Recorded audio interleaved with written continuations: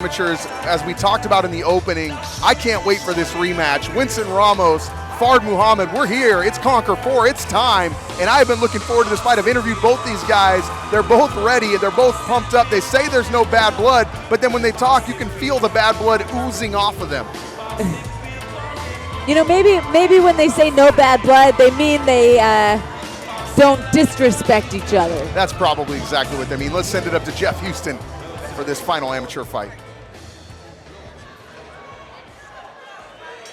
Ladies and gentlemen, we close out our Conquer Amateur card tonight live on flowcombat.com with 3 2-minute rounds in the Conquer Amateur Bantamweight division, and is brought to you by Coastal Construction. Introducing to you first, fighting out of the blue corner, he stands 5 feet 5 inches tall. His official weight, 134.6 pounds. An MMA practitioner, undefeated as an amateur at 1-0. Representing El Nino Training Systems and Team Black from San Francisco, California, John Merrit.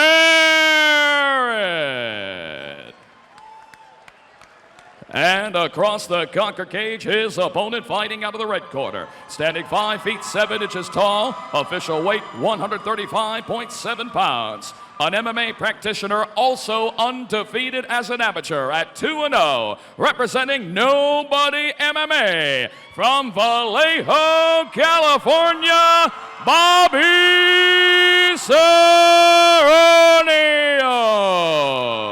And our referee in charge of the action, Killer B. A lot of support for Bobby Seronio. This is an amateur fight. You don't normally see this type of support. All right, fighter, protect yourself at all times. Have a good clean fight. Good luck. Put your gloves if you want to do that. I mean, the entire half of this building, Leslie, was on their feet for Bobby Seronio. So here we go, guys. This is our final amateur fight as we welcome you into Conquer 4 live on Flow Combat TV. And in the white trunks with the black trim, it is Jonathan Merrit. And in the Valley Tudo shorts with the Union Jack flag, it is Bobby Seronio III. Both guys moving quickly, very fast at this weight class. Bantamweights. Your weight class, Leslie. Yes.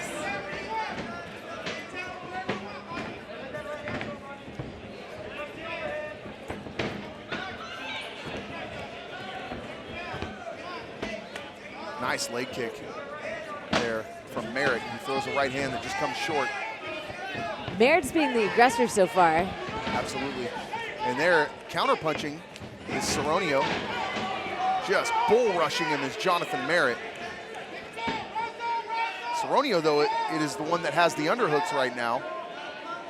He has managed to pommel underneath, and now trying to pommel himself is Merrit. He gets one in. There he goes. Now grabbing the leg is Seronio. Merrit doing a great job on that takedown defense there, lowering that knee, keeping his legs spread, stuffing the head down. Possibly looking for an arm-in guillotine. It looked like he was just going to kind of sort of front face lock bulldog him down there. He did a great job of stopping that takedown, though. He pulled him up when the time was to pull him up, and then he pushed him down when he needed to pull him down. But it looks like it's going to be a low. Oh, no, now he's going. Let me ask you something, Leslie. If he was to break him down there, and both knees of Merrit went to the canvas, well, it's going to be moot at this point as he back body drops him all at WWE and ends up in the guard. He's in the guard of Merrit. Guillotine attempt, not really, just sort of controlling the head. I was going to ask you, if he broke him down and both his legs hit the canvas and they stayed there, would that be considered a takedown? Well, the way that he was, he had Seronio's head was stuck underneath his body, and so he would have actually still ended up on top. Now, just as Merrit gave up his back and a big right hand from the top by Seronio, the bell rings. Round number 1 is over. Who do you give that round to, Leslie? Would it be the tenacity and the overall pushing of the action by Jonathan Merrit, or would it be the takedown of Seronio? You know, in a short round like we've got going on right here, the most significant event of that round, I'm going to have to give it to Seronio. He had that takedown. It was very impressive. Up in the air and then slammed down on the ground. He's probably got that round, but I have a lot of confidence in John too. That was a Ric Flair back body drop that we just saw right there. You don't see that very often in MMA. He picked him up like he was going to double leg him and he was going to do the tilt-a-whirl, and instead he just flipped him over his head. And here we see the replay. Big right hand, lots of ground and pound there from Seronio. And right when he threw that right hand and took the back of Merrit, bell sounds, round over. And as you said, that takedown in these short rounds is very important. And for those of you at home watching, it's 3-minute rounds here at Camo for this last amateur fight. We'll move to the 5-minute rounds immediately following this bout here on Flow Combat. But meanwhile, we have 3-minute rounds, and as Leslie said, every takedown so significant when you have such short time. So first round most likely going to Bobby Seronio the third. When I first started fighting, women professional rounds were 3-minute rounds, and it was a big deal. Nice kick. It was a big deal to get that changed to 5-minute rounds. Not just for the evenness of men and women, but also because you need that time to work. And I don't know what we missed, Leslie, but there is a huge mouse both above and below the right eye of Jonathan Merrit, and there he takes a nice right hand.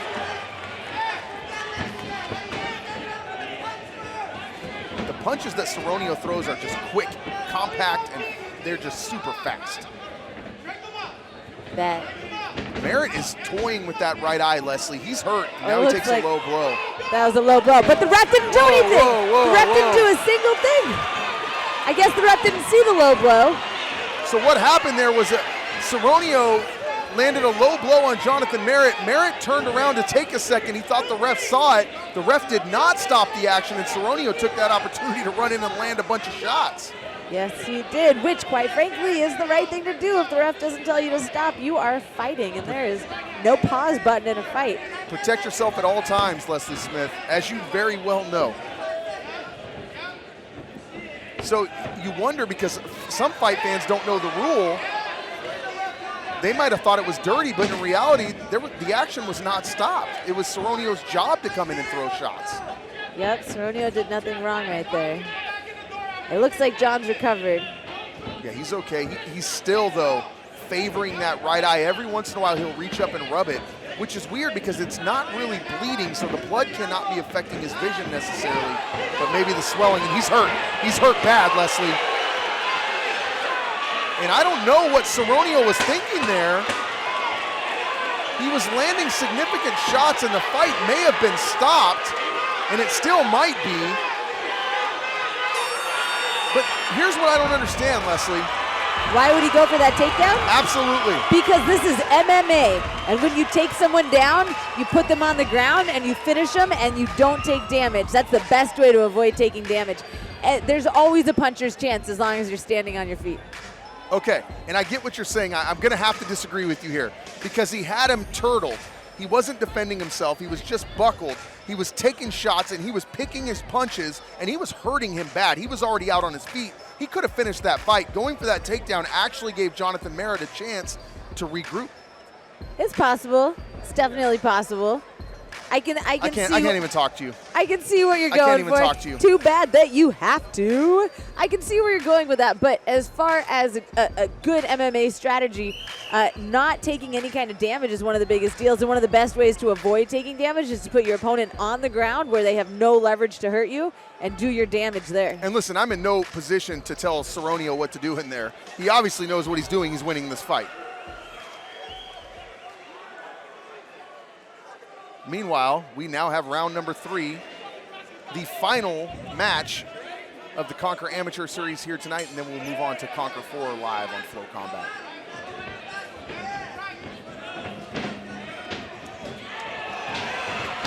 Explosive shot, Leslie. Wow.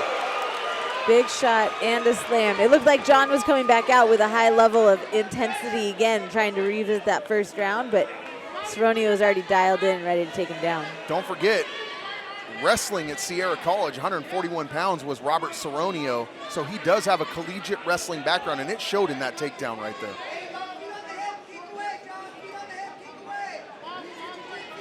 And Seronio now grinding his head into the face of Merrit. Merrit doing a good job keeping him close, not letting him posture up and land strikes from that position. What does Merrit need to do here, Leslie? Should he look for a submission from this position? Yeah, well, what I'm hearing right now, if he took some shots, what he's doing is he's keeping Seronio down so that he can't get up and get the leverage to land any hard shots on him. That's a good thing. He's also trying to isolate his left arm, and get his knee up so that he can start looking for any kind of submissions there. Another thing is that I hear his corner, Ninja, Jordan Felix, telling him to get his feet on the hips of Seronio so that he can start working for the submissions. Now listen, what do you think about the referee standing them up while he's working from his guard? I don't know, unless, are they going to check the eye? No, the issue was his mouth guard. He forgot his mouth guard. That is why the ref stood them up, is because John had to go over to his corner to get his mouth guard and put it in. So let's make this clear. John Merrit fought the first half of this round with no mouthpiece. That is exactly. That could have been deadly. Could have been rough. And now Merrit lands one. And Merrit no longer content to sit back and take damage. He's ready to fight. He is moving forward again as he was in the first round. And this fight is over, Leslie. And John Merrit lunged in and caught a right-hand counter from Robert Seronio and dropped him instantly, and the mouthpiece that he just put in went right back out. He did. I was glad that we had Killer B, one of the fastest refs out there, inside the cage with them to make his move and to end that as quickly as possible. And that was a right-hand counter. He was letting Merrit force his way inside, and as he lunged in, he threw that right and stepped to the side, and man, he landed it clean, and you hear this crowd chanting Bobby, and they love this kid. Hats off to Jonathan Merrit, put on a great fight here tonight. Looked great in the fight. It was just the quick hands and the counter punching of Robert Seronio that told the tale in the end. Here it is. You see him come in. I'm not sure if this is the final. This is going to be it right here. He throws a right counter, and down goes Merrit. And boy, was that on the button, Leslie Smith. Yeah, that was a well-timed right hand by Bobby Seronio and a good stoppage by the ref. We're John Merrit. Again. This is actually full speed. Nope, they're going to slow it down. There's the right. And I'll tell you something. It looked, Leslie, like he missed a little bit. It looked like he caught him on the side of the chin. My thing is, could you imagine if that had been flush? Well, it's funny how people can see the exact same thing and see something a little bit differently. The way that I saw it was it came up from a little bit underneath the chin. That's why it had the effect of lifting up John's head the way that it did. And quite frankly, I thought that is why it was so effective. Let's send it up to Jeff Houston for the official decision.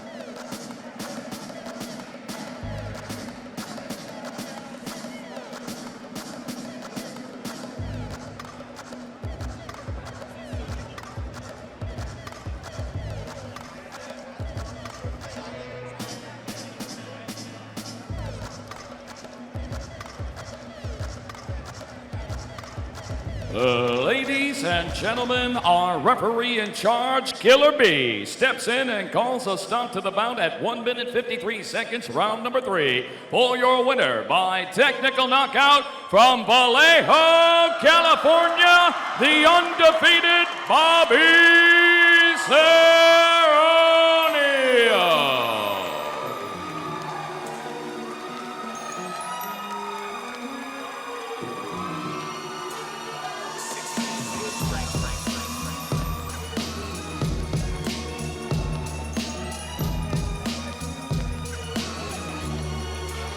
That was it, Leslie. Final amateur fight of the night. We moved from the Amis, we moved to the pro card. Conquer 4 has arrived.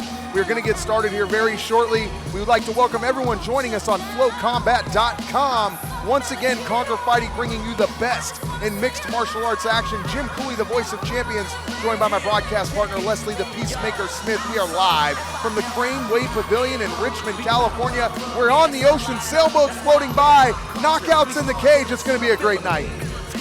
I'm excited to see what else is going to happen. Have we gone to a decision yet? I don't think so. I think that this whole night so far has been submissions or KOs. All Ami fights were finished. But they were all well-matched fights, weren't they? Absolutely. Every single one of them was competitive and well-matched. It's always nice to see a good fight put together. Great matchmaking here at Conquer.